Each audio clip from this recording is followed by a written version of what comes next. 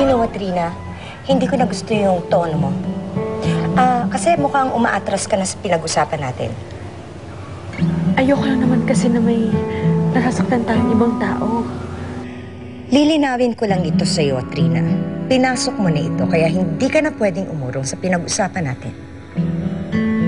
Sa oras na makarating ito sa aking kapatid at sa ibang tao, I'll make sure, pag sumabit ako, kasama kita.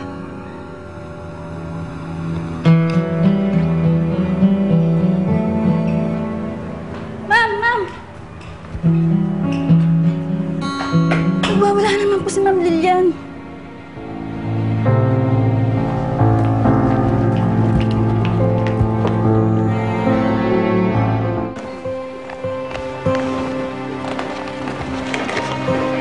Hertz, dito na sila.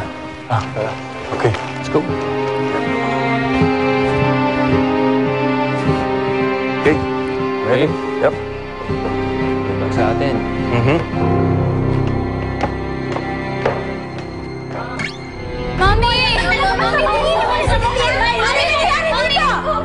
Lilian, ano ba tama na?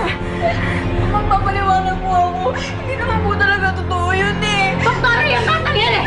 Gusto yung saktan si Maylin! Demonyo yan! Hindi yan totoo! Kat, ano ba hinihintay mo dito, ha? Lumabas ka na! Can't you see?